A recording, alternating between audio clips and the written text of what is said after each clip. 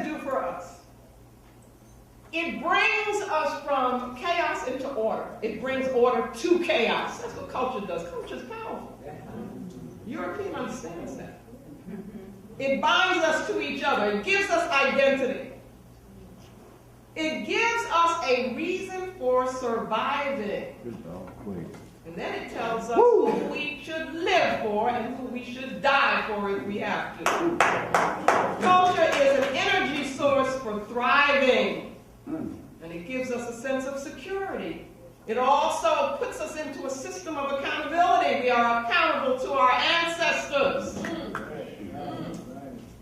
Now, when you're looking at all of that, and it's a template for living, then think about it. And it is a petri dish. So that African culture becomes a petri dish, it produces Africans. It cultivates Africans. And no other culture can make that statement. You hear me? No other culture can produce and cultivate Africans. Only African culture can do that. If we look at culture like that and see it as a means by which a people protect themselves, then we could understand culture as the immune system of a people. Think of people as an organism, and culture is that immune system, right? Okay. Now what does the immune system do? The immune system, you have the T cells, you've got the lymphocytes, which become the warriors, right?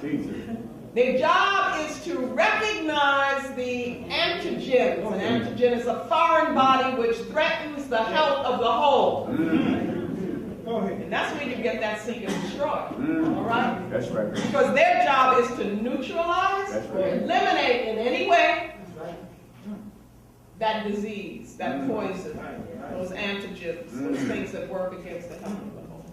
Okay? Now, we look at culture as that. Genetic memory, if you read the medical journals, is connected to the immune system. They all talk about that. And I'm fascinated with genetic memory. So that there are these memory cells which carry the knowledge and information about how to defeat the disease. And I'm saying culture is all of that. Right? Okay, so what happens? You got the Ma'afa. Everybody know what the Ma'afa is? The Ma'afa is a great disaster. That's the kidnapping of us and all of that. The disconnecting us from that cultural womb. Okay?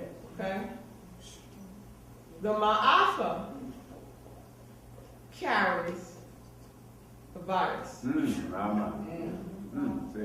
The virus is the Urubu virus. See, all of this is very culture specific. This is all about us. I ain't talking about anybody else right now. I'm talking about us. When we use the term Ma'afa, we're talking about an African experience, something that was done to us. We're not comparing it with anybody else's. If we did compare it with anybody else's, we would understand that it is the worst crime against humanity ever committed by one race of people.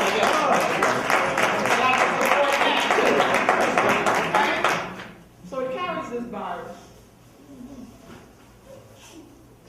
Now, while the Ma'afa is carrying the virus, the process of the Ma'afa is Europeans committing cultural genocide against African people. What is genocide? The killing of the genes. So they have always worked to erase our cultural memory. Why? You see, you erase the cultural memory. What is that going to do? It's going to destroy and break down the immune system. Is it not? Okay. So we become vulnerable. And what is the nature of a virus? Virus really has no life of its own. Right? Did you know that? A virus needs a host. That's right. And cannot be without being attached to that host. And in the Ma'afa, we become hosts for the Yoruba. And that's what that's about.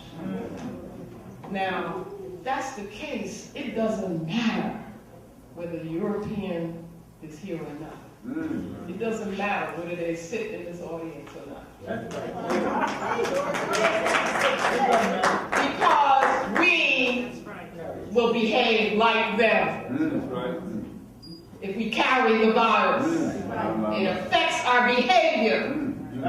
And so what they have done is to create a situation in which we begin to destroy ourselves.